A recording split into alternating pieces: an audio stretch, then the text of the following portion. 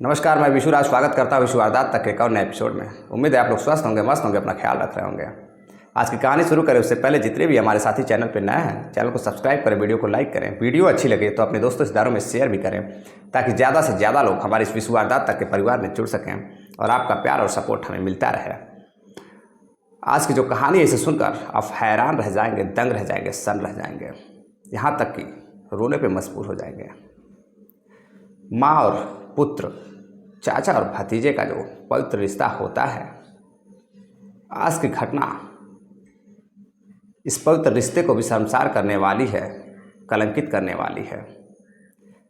एक माँ अपने नाजायज़ संबंध के लिए एक ऐसे गुनाह को जन्म देती है जो कभी माफ़ नहीं किया जा सकता था। आज की कहानी है उत्तर प्रदेश के गौतम बुद्ध नगर के एक गांव की। उस गांव में एक परिवार रहता है जिनके मुखिया का नाम मानक रहता है। उनका एक छोटा भाई रहता है जिसका नाम कल्याण रहता है। कल्याण की शादी पास के ही एक गांव में होती है। लड़की का नाम भूरी रहता है। भूरी वाकई में काफ़ी देखने में सुंदर रहती है। भूरी उसका नाम इसलिए पड़ता है क्योंकि उसकी आंखें जो है काफ़ी भूरी थी। भूरी के घर वाले और पड़ोस वाले उसको भूरी कह के बुलाते थे। घर वालों ने भी उसका नाम भूरी रख दिया। भूरी की जब शादी हो जाती है, वो अपने पति के साथ रहती है तो वह काफ़ी खुश रहती है। शादी होने के बाद कुछ ही दिनों बाद वो अपने पति के साथ नोएडा चली जाती है। नोएडा में पति काम करता था और वह भी वहाँ पे पति के साथ रहती थी। कुछ दिनों बाद वह एक बच्चे को जन्म देती है। उस बच्चे का नाम अंकित रखा जाता है। जब अंकित धीरे धीरे 8 साल का हो जाता है, इसी बीच जो कल्याण होता है वह अपने घर गौतम बुद्ध नगर किसी कारणवश घर का काम धाम देखने लगता है, खेती बाड़ी देखने लगता है। जब लड़का बड़ा हो गया होता है तो भूरी सोचती है कि क्यों ना मैं लड़की को लेकर नोएडा में ही रहूं, बच्चे को वहीं पढ़ाऊं लिखाऊं। जो भूरी होती हैं वह बच्चे को लेकर नोएडा चली जाती हैं। नोएडा उसको पढ़ाती लिखाती हैं, उसका पालन पोषण वहीं से होता है। अंकित काफ़ी समझदार लड़का रहता है, पढ़ाई लिखाई में भी काफ़ी ठीक ठाक रहता है। इसी बीच जो अंकित की माँ होती हैं भूरी, उनकी दोस्ती पास के ही एक लड़के ओमपाल से हो जाती है। बातचीत करते आते जाते उनकी दोस्ती हो जाती है, बातचीत होने लगती है। ओमपाल भाभी जी कह के हमेशा उसको बुलाता था। धीरे धीरे दोनों की दोस्ती इतनी गहरी हो जाती है कि जब भी अंकित स्कूल चला जाता, ओमपाल भूरी के कमरे पर आता और उसके साथ संबंध बनाता, समय व्यतीत करता। ऐसा कई महीनों तक चलता रहा। एक दिन जब वह स्कूल से घर आता है अंकित, तो वह देखता है कमरे में कोई है। वह बाहर बैठा रहता है। दरवाज़ा खटखटाता है। माँ दरवाज़ा नहीं खोलती है। कुछ देर बाद माँ जब दरवाज़ा खोलती है तो लड़का देखता है अंकित की अंदर से एक व्यक्ति उसकी माँ के कमरे से शर्ट पहनते हुए बाहर जा रहा है। लड़का काफ़ी समझदार था, उसको समझने में थोड़ा सा भी वक्त नहीं लगा। सब कुछ समझ जाता है। वो अंदर जाके पूछता है, माँ ये अंकल कौन है, यहाँ क्या करने आए थे? तो वह बोलती है कि बेटा ये अंकल रूम का फ़ैन ख़राब हो गया था, उसे बनाने आए थे। तो लड़का बोलता है कि माँ रूम का फ़ैन क्या शर्ट खोल कर बनाते हैं? तो माँ बोलती है हाँ बेटा, गर्मी हो रही थी, गर्मी काफ़ी ज़्यादा थी, जून का महीना है, तो तुम्हारे अंकल को गर्मी हो रही थी इसलिए वो शर्ट निकाल दिए थे ताकि कुछ बदन पे हवा लगे और फ़ैन सही कर रहे थे। लड़का बोलता है माँ सुबह तो फ़ैन सही था, अभी अचानक से कैसे ख़राब हो गया? माँ डांटती है कि तुम बहुत सवाल जवाब करते हो, अभी छोटे हो, पढ़ाई लिखाई पे मन लगाओ। लड़का कुछ नहीं बोलता है। लड़के को शक हो जाता है एक दिन जब फिर ओमपाल रूम पे जैसे ही जाता है, लड़का छुपा रहता है एक शॉप के पास, या पता लगाने के लिए यह आदमी रोज़ाना मेरी माँ के पास जाता है या फिर मुझे शक हो रहा है। अपने शक को वह मजबूत करने के लिए छुप जाता है। तो वह देखता है कि ओमपाल फिर से उसके माँ के कमरों में जाता है और उसके माँ के साथ संबंध बनाता है। वह कुछ नहीं बोलता है। कुछ ही दिनों बाद वह अपने गांव गौतम बुद्ध नगर चला जाता है। तो गौतम बुद्ध नगर में जिस गांव में वह रहता था, वहाँ पे उसके चाचा हमेशा घर पे ही रहते थे। वह अपने पिता को यह बात न बताकर अपने चाचा को सारी बात बताता है कि चाचा, क्योंकि चाचा उसके साथ हमेशा खेलते थे, जो प्यार था उनका एक दोस्त की तरह रहता था, कि चाचा मेरी जो माँ है उसका किसी व्यक्ति के साथ संबंध है और मैंने उसे आते जाते कई बार देखा है। तभी करीब 2 दिनों तक वह घर पे रहता है। 2 दिनों के बाद जब वह नोएडा जाता है, 2 दिनों के बाद उसका कुछ पता नहीं चलता है। ना ही वो नोएडा पहुंचता है और ना ही गौतम बुद्ध नगर रहता है। वह कहीं गायब हो जाता है। घर वाले काफ़ी परेशान होते हैं। जो उनके पिताजी होते हैं, बादलपुर थाने में जाके FIR दर्ज कराते हैं और जो पुलिस होते हैं उसको बताते हैं कि मेरा बेटा कई दिनों से लापता है, करीब 2 से 3 दिनों से लापता है और उसका कुछ पता नहीं चला है। नोएडा वो गया था लेकिन वो पहुंचा भी नहीं और उसके साथ कोई गया भी नहीं था, क्योंकि वह उसके घर से नोएडा काफ़ी नज़दीक था। वह उसको बस पे बैठा दिया जाता था और वह घर जहाँ पे उसका रूम था बस उसके सामने ही रुकती थी और वहीं वह उतर जाता था। चाचा उसके छोड़ने के लिए गए थे बस स्टैंड तक। काफ़ी पुलिस छानबीन करती है लेकिन कुछ भी बच्चे का पता नहीं चलता है।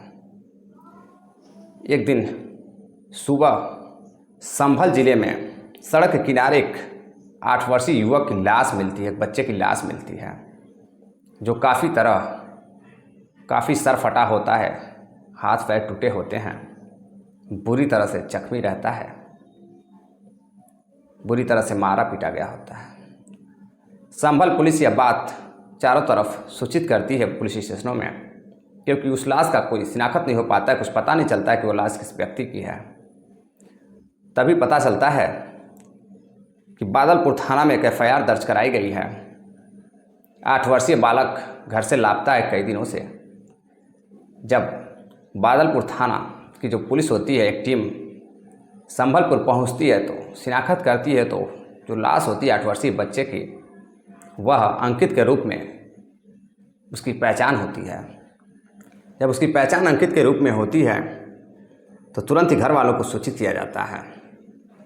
माता, उसके पिता और उसके चाचा सभी लोग काफ़ी परेशान रहते हैं। यह बात सुनते हैं कि एक लाश मिली है जिसकी पहचान अंकित के रूप में हुई है।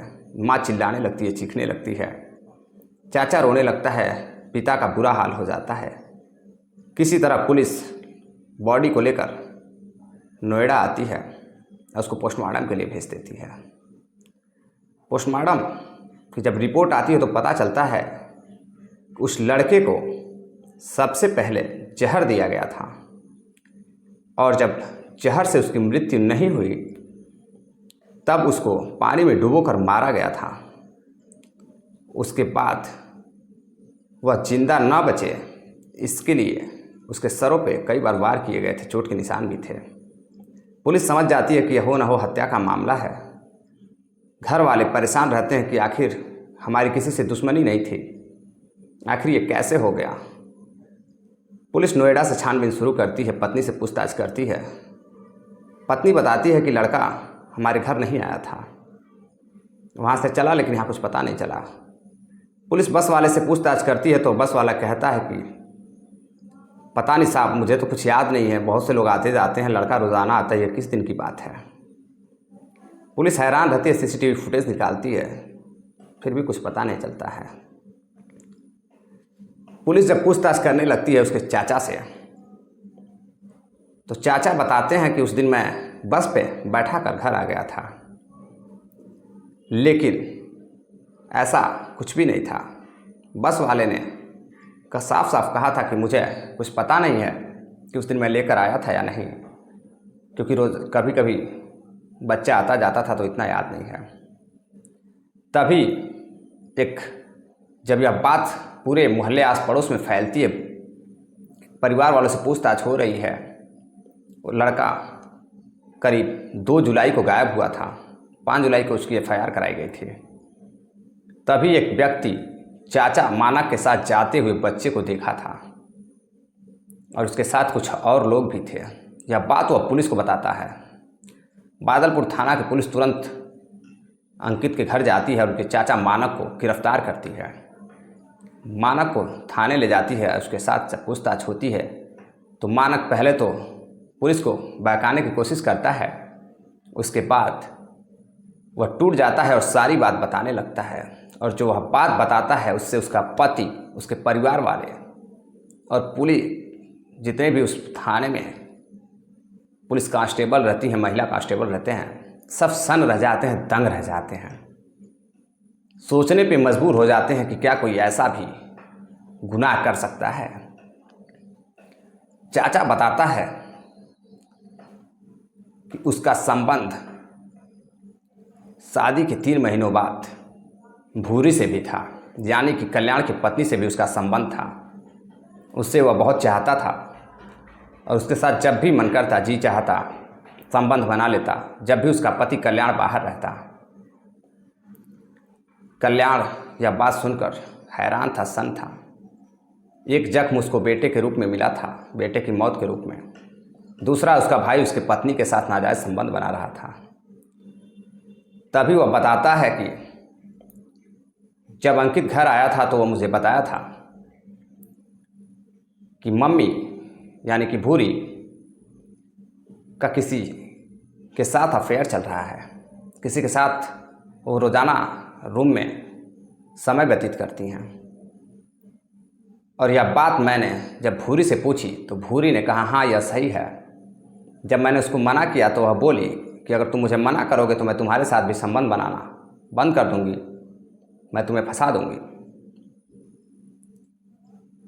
तभी मानक कहता है कि आखिर क्या किया जाए इस बच्चे का, तुम्हारी तो पोल खुलने वाली है और जब तुम्हारी पोल खुलेगी तो मेरी भी पोल खुल जाएगी।